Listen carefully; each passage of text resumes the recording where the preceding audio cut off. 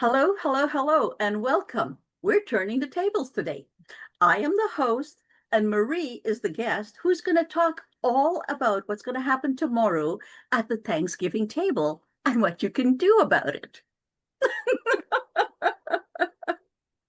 Marie, how are I'm a you little today? nervous about this, turning the tables and talking about Thanksgiving, but I'm up for it. Well, the thing is I'm in Canada and Mhm. our Thanksgiving is already passed. Yeah. But your Thanksgiving and over the last few years, it has been quite contentious for families. Yes. Okay. And so let's talk about that and what we know about conflict management that may or may not help, but we're going to Yes. try. Yes. We're gonna try. Yeah. I love it. Let's do it. So families get together. Mhm. Quite often they feel they have to.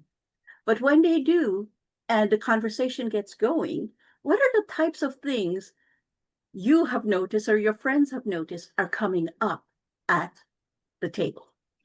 Yes. So most recently, Thanksgiving has been really interesting because of the political aspects of what's going on in the United States. So topics that have come up, or perhaps are everyone has agreed to avoid, depending upon where they're at in all of this, are around the political climate. It's also around the economics Mm-hmm. as well. That's a topic that gets really kind of tricky at the table. And economics around whether or not people have jobs or careers or what they're doing with their lives, especially younger people. And then because Thanksgiving really does bleed into the biggest shopping days of the year, there's a lot of conversations, especially when you have people that are starting to get married or are in that age range. There's a lot of conflict around when are you going to get married or when are you going to have a baby. So those are the types of conversations that happen at the dinner table. Or sports. That's the other big one because there's always a football game That's a Thanksgiving. conflict? It can be if you're opposing teams, which a lot of Okay. families have But opposing that's teams. not friendly conflict? I have experience. So this is interesting because I have gone to other Thanksgivings and Hmm. witnessed where it's not friendly, and I've gone to some where it is very friendly. Okay. So, given that, it must be stressful for the person who is hosting Thanksgiving Day Yes. because they Yeah. don't know what's going to happen. Yes. So, what would be one of your suggestions? And I don't know if it's even a viable one. I, when you're inviting people, if you could say this, we're going to make this Thanksgiving a political free Thanksgiving. Hmm. No. And we ask everyone to respect that. And if somebody starts bringing up a political topic, you know, guys, we're trying to make this a happy event. Let's not talk about that. Yeah, actually, it's funny that you said that because I actually had a situation with a client, and I can share this because this is something that this was several years ago, and they've allowed me to share it, and I've shared it before. Where they were planning they were hosting Thanksgiving, and they had some of their family members were very staunch MAGA Republicans, and then some of them were The conservative other party, yeah. Republicans. Mhm. Some of them were very conservative Republicans, but not MAGA. And then there was a group of Democratic liberals that, and so they, in previous years, they never had a problem getting together. But Mm, this was sort of the year, and this was probably around the first presidency of our current president that this happened. This story actually happened. And so the person that was hosting, she was extremely nervous because she realized that she was going to have this group of people that over the course of the year had been in conflict with each other. And now they're supposed to sit at a dinner table and not kill each other. And she jokingly said, like, maybe I shouldn't let them have silverware or the table. So we talked about, maybe perhaps sending out an invitation this year, an email invitation that included some ground rules.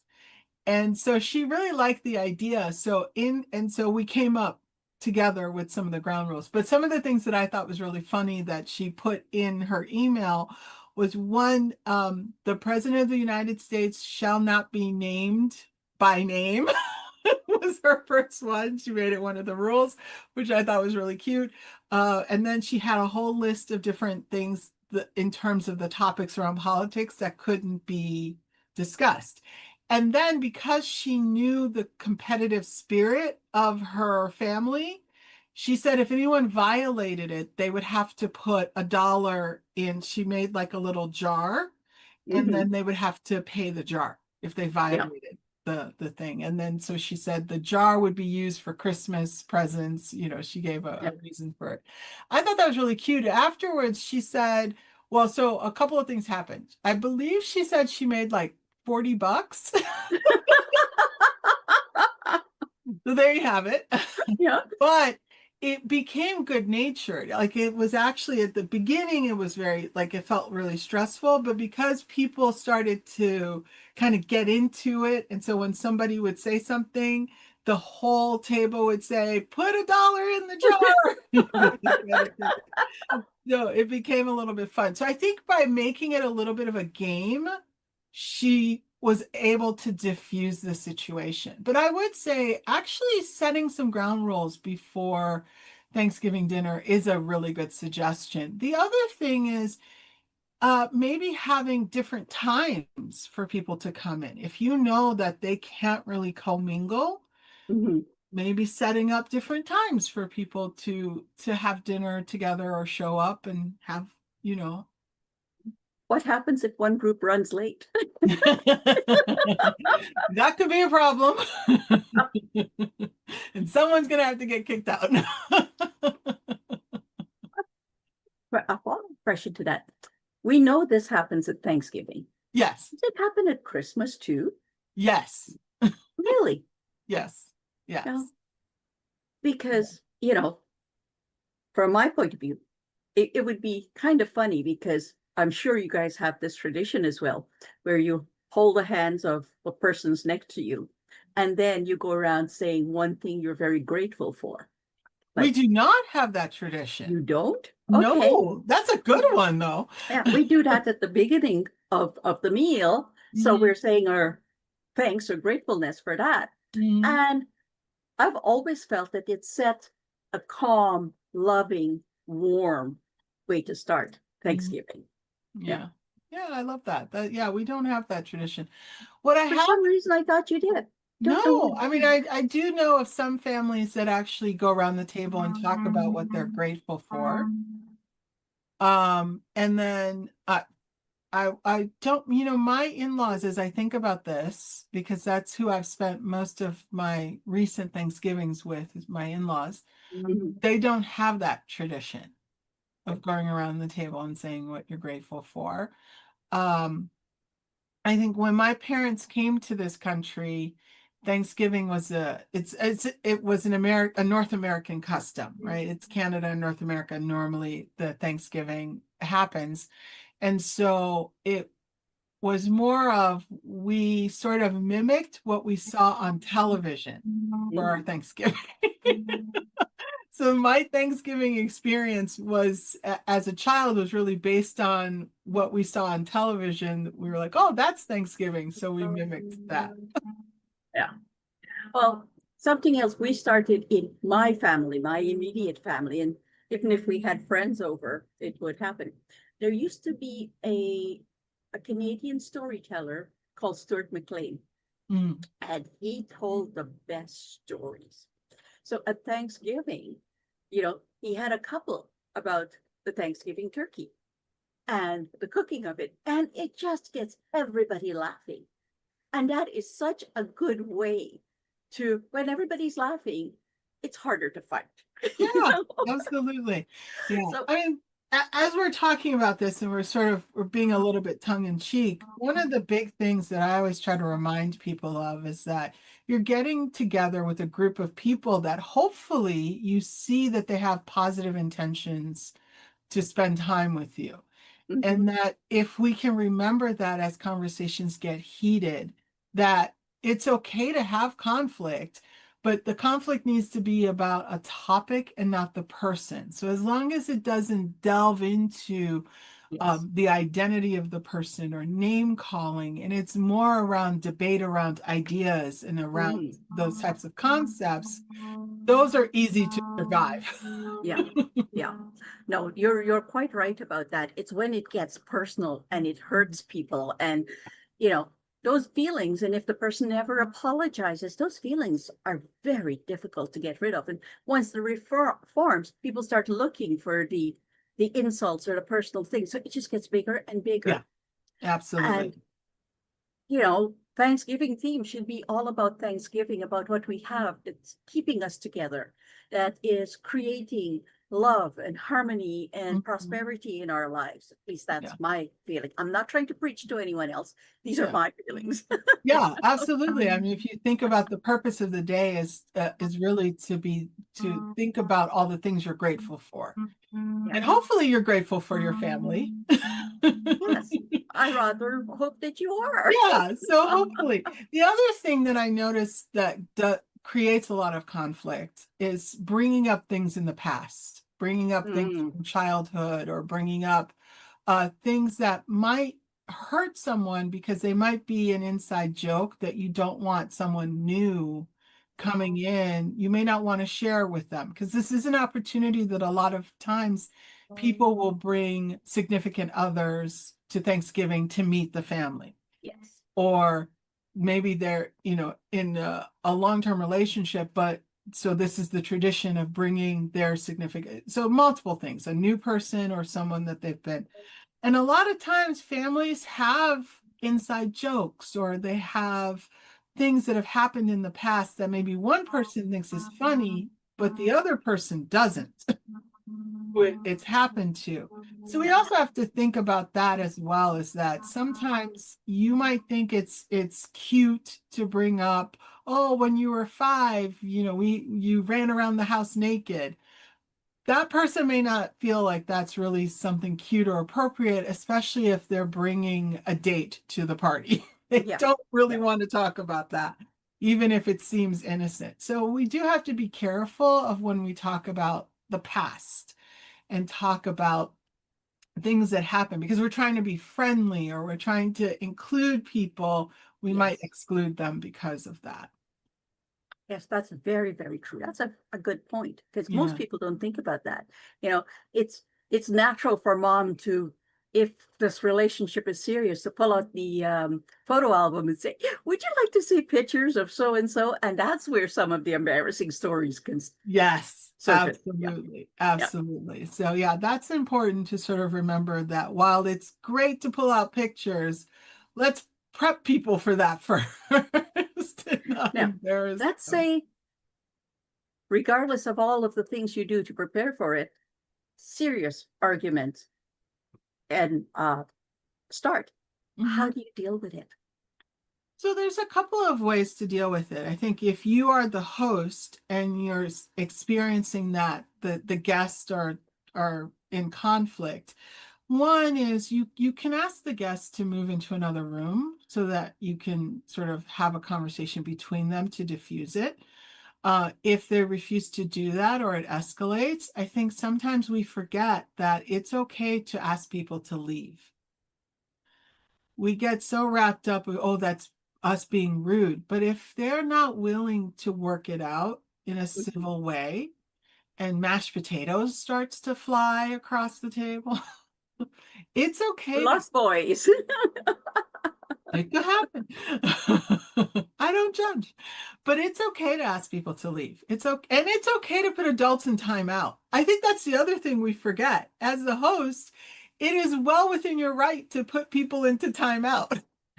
But if two people are arguing, you have to put both of them into timeout. Absolutely. Yeah, not one. Yeah, not Yeah. one. Both people go into timeout. until they cool off and they can have a good conversation. But it's okay. One of the things that people tend to struggle with is what we jokingly refer to as the older aunt or uncle who says inappropriate things or drinks too much. And so that it's also important to recognize if you have someone that might be drinking too much and then gets themselves into trouble, diluting their alcohol is not a bad thing. Never thought of that. I think it's okay. If you're mixing the drinks, it's okay to be a little light-handed on the drinks there. Yeah.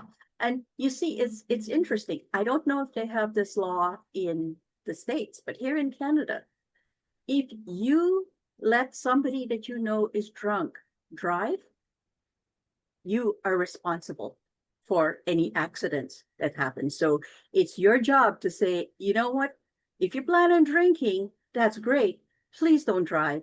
Mhm. Take a taxi or whatever over, or arrange a ride with someone else. Yeah, for here it varies state to state on whether or not you are liable. But most of the states, there is liability for the Yeah. person who actually serves. And it doesn't matter if it's Christmas parties or any kind of parties.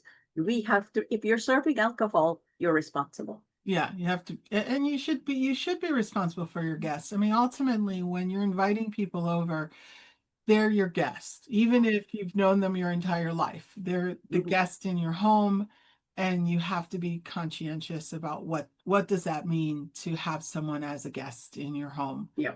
And your home, it's your home, so you get to set some ground rules around that. I think that is difficult if you have parents that are coming and they're your parents or your spouse's parents. That can be difficult to set those ground rules because of, the Yeah. relationship. But you can navigate that conversation with some kindness.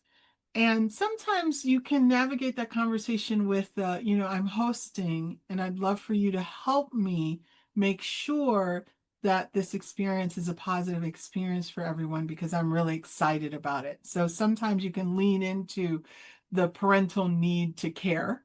Yeah. Yes. But No, that's true. some people don't have that situation. Their parents may not care and they might have difficult relationships with those people. And I would caution you to remember that it is important to set boundaries, especially this time of year. People Yes. tend to, especially people who are toxic, tend to try to violate your boundaries. And it is important for you not only to set that boundary, but honor your own boundary. So if you've said that you will not accept these types of conversation at the dinner table, you can't Or bend behavior. or behavior, you can't bend because it's your favorite uncle. You Yes. have to And toe the line. no, that's again a very good point, because it's not just enough though to tell them what you will accept and not accept. You have to give them the consequences so Yes. they know it ahead of time. Yeah. And when you do it, you go, it's no surprise. We Yeah. asked you not to. We told you what would happen. And I'm sorry, but I have to stick to my boundaries. Yeah. And it's okay to not accept an invitation, and it's also okay not to invite certain people. I think it's sometimes it's important to give people that permission to say Yes, it is. it's okay not to invite certain people and it's okay not to accept. I mean, there have been plenty of Thanksgivings where if someone was present that made me feel uncomfortable, that I just chose not to attend. Hmm. And I'm okay with that choice. Yeah. And other people may not understand that choice, but if that person makes me uncomfortable and I know that they're not going to respect my boundaries, I have to respect myself enough to say, I don't need to be present. And those are healthy choices. Hmm. Let's bring this back to motivation for a moment. Yeah. If you are a high connector and it's important for you to be around people, you want to be liked, Yes, you would tend to violate your own boundaries absolutely. because you're doing it to please others, not what's right for you. Hmm. Okay. What would assert your behavior look like in this situation? Well, so as someone who has wise searcher, in that situation, you're looking for purpose, you're looking for impact. And sometimes you may violate a boundary because you think that there's a higher purpose to be served. Mhm. But that's a moment where you sort of have to stop and think, okay, what is the real outcome I'm trying to get? And who am I trying to make an impact with?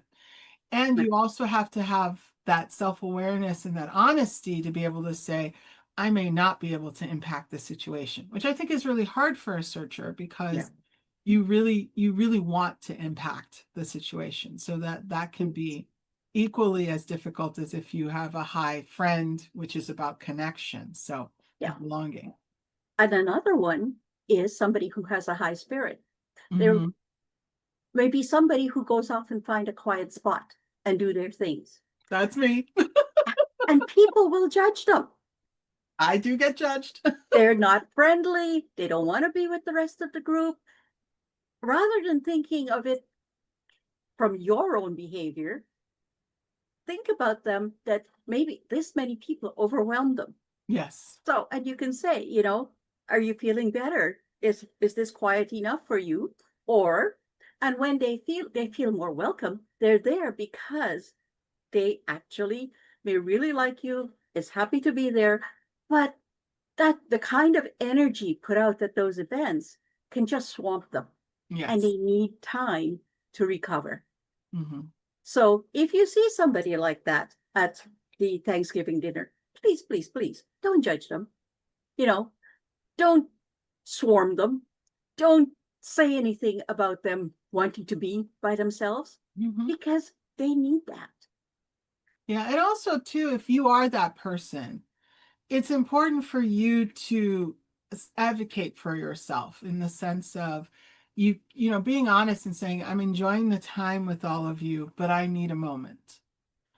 Because I think that's the piece that sometimes, because we're looking at it from the outside and we're looking at it in terms of how we want to be treated or how we think we feel in that situation, we forget that someone may not, as you said, their motives are not to harm. It could be just they need to reset themselves. They need a moment. I always call it a moment of zen.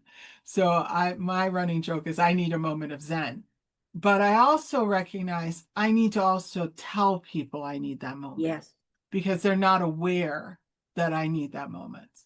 And that is where, you know, all these people, they've never done a motivational map. They don't Mhm. know what their top motivators are. They don't know how to talk about it. Mhm. So it leaves you in a place of not knowing. Whereas if you do know, you can adjust how you relate to other people. Let's go back to the connector or Mhm. the person who's a high friend. Yeah. They are peacemakers. And in trying to make peace when people are in an explosive argument or just trying to make peace before it gets to explosive argument, they may offend other people because the other person, they go, man, you don't need to talk about that right now. Like, it's not important. To the other person, it is. But like Mhm. you said, you know what? You two can go out and talk about it on the porch if you want. But right now, we're having dinner rather than saying, be quiet. It's really not that big a deal. Right. You're negating other people's feelings. Absolutely. And that happens quite a bit. If you observe the family table, there's always someone that negates the other person's feeling because they're trying to make peace. Peace. And so their intentions are not to negate the feeling. It really is they're trying to make peace, but the way they're making peace is making everyone feel bad Yes. about themselves. Yes. So that's why timeouts are great. Send people they can go to a timeout together and solve their own problem. Hopefully Yeah. they're adults and they'll figure it out on their own. And if they There's don't, at least the blood is on the porch and not in the house. It's an yeah. easier cleanup.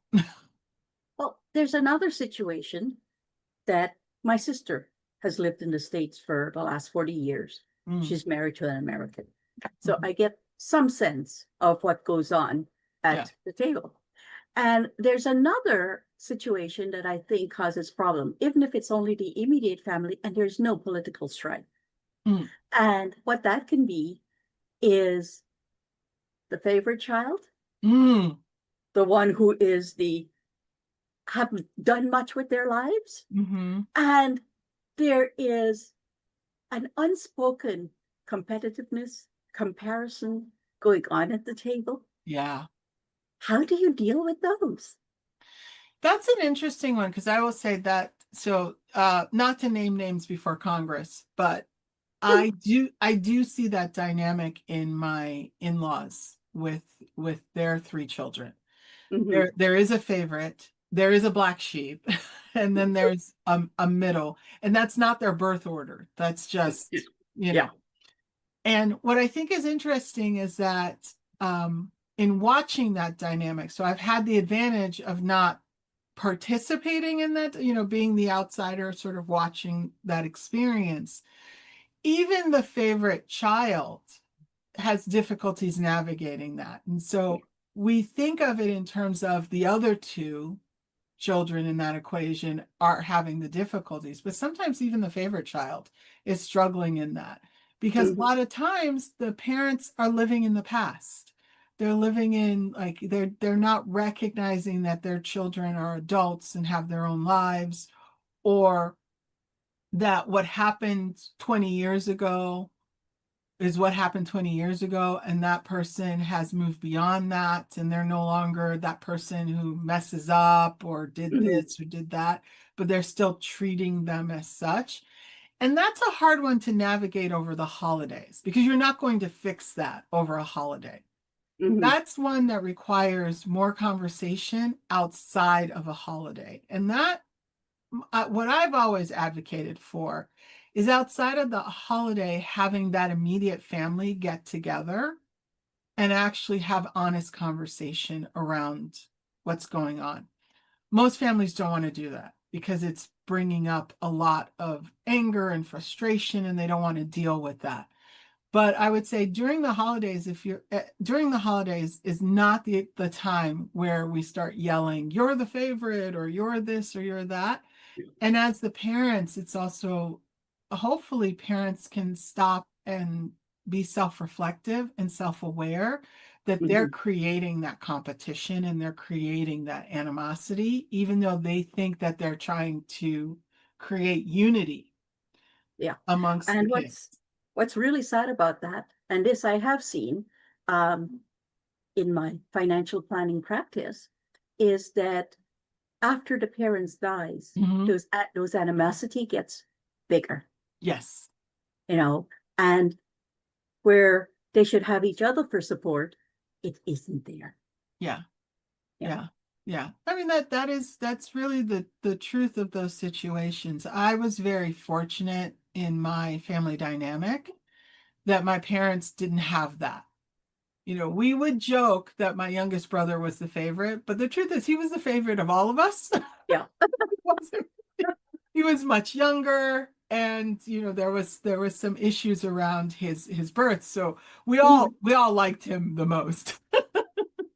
But in Yeah. reality, in reality, in truth, I will say my parents did a very good job of not making us feel like one was favored over the other.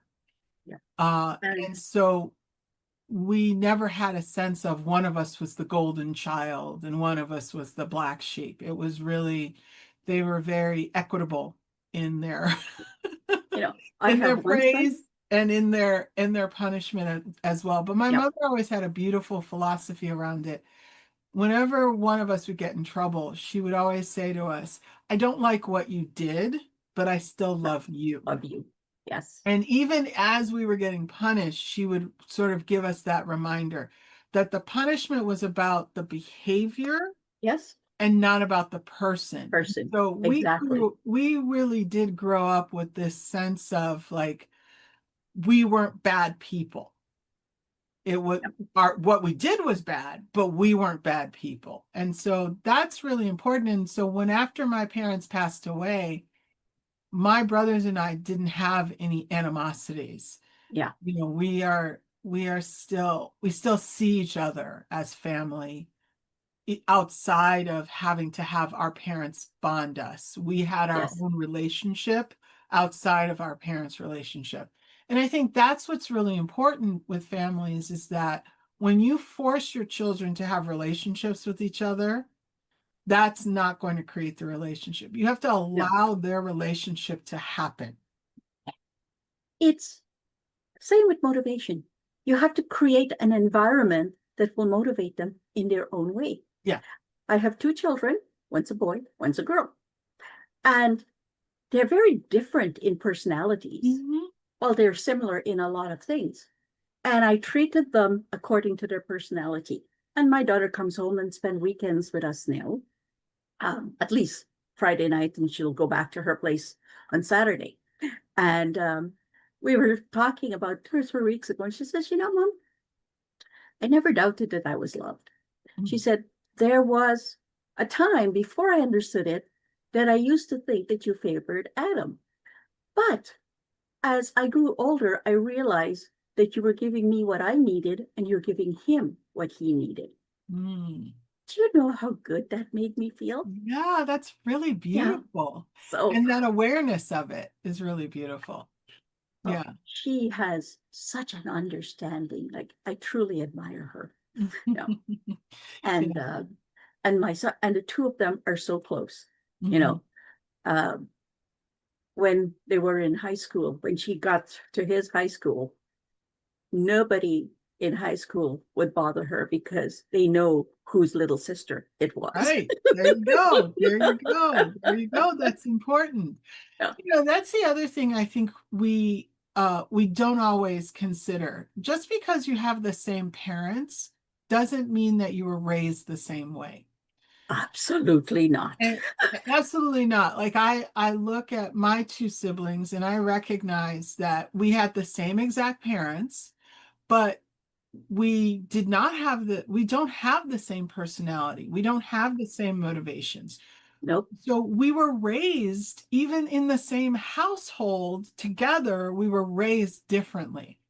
And I think that's the thing, especially in Thanksgiving, that I would say to parents when you're concerned about the sibling rivalries and the fighting, you have to always remember you didn't really raise your children the same way. Even if you think you did, and you're like, but we raised them in the same household with the same environment, you really didn't because you were Yeah. at a different stage of life when you were raising them to begin with. And they were at a different stage of life as well. And they were not raised by the same family, to your point. They was raised by a different family. The Yes. first child had no siblings. The Yeah. second child had a brother or sister. An The older third, brother or sister. Yeah. yeah, the third child was the youngest. Yeah. Before I'm a middle child, I have two older sisters, two younger brothers, you know, and it was very different. My Yeah. youngest brother was more of a later life baby, and all of us left home. Like I got married when he was 6. He Mm, grew up as a single child, right. you know, It's a so different dynamic very altogether. different. Yeah, and I think that's the piece that we forget. We're so focused on like, why aren't you the same as this person, or why am I not the same? You weren't raised by the same family. You were raised by the same people, So but not the same family. The um, family dynamic is different. A really great example is I'm an oldest child. My husband is an oldest child. But the gap between myself and the middle child in our, mhm. we both have three uh in our families. My gap is wider than his. And so I was an only child for a very long time. And I realized that it is reflected upon a lot of my personality. I'm very comfortable with being by myself. I'm Yeah. very comfortable with spending time with just myself and not having someone else around because my formative years were like that. I didn't have Yes. a sibling. When I got a sibling, I will admit I wasn't excited about it. I will own that, although I adore him now and have adored him for a long time, but I admit I wasn't so excited at the beginning. But and I couldn't imagine my life without my siblings. But at the same time, I can be very much of a loner, where my husband, the age gap between him and his sibling is a little bit closer. he's really comfortable with a lot of people in a big environment, and he doesn't have those same loner tendencies. And yet, we're both older siblings. Yeah. It's a very different dynamic. It's been funny with my life because, as I said, I'm an only child, the middle of five, and Mhm. my husband is an only child. Mhm. Had none of that. It was really interesting when we first met to have to remind him to share. Yes. You know? Only children don't have to share. No. And it wasn't that he was selfish. That was not part of his Yeah. thing. You didn't Yeah. think about it. Yeah. Yeah. But So now it's that different. plays a huge role in our Thanksgiving experience as well, is also our own family experiences and dynamics. We bring that, pardon the pun, to the table. Yeah. Now, how are we doing for time? I haven't been keeping track. Oh, well, we're actually almost out of time. You've got like a minute left. Well, thank you very much, Marie, for being the guest today. And what we will do is, as usual, offer that motivation map Mhm. for people. And if they would like to sign up next year for the Design Your Life, or sign up for Design Your Life, and they could take it in any order, one at a, or only one, it doesn't matter. Mhm. And so the goal can be is to make next year holidays the most comfortable, family friendly, and being yourself. Yeah. Yeah. I love that. And I will end on by saying that if the mashed potato starts to fly across the table, my word of advice to you is two parts. One, duck, and two, it's okay to put people in timeout. Yes, ma'am. Well, thank you. We'll be back next week with another motivational map, mapping it out Wednesday. And this time Akila will be our guest. All right, bye for now, Well, everyone. you have a wonderful, wonderful Thanksgiving. Thank you. I'm excited. My brother-in-law is the chef tomorrow, and I know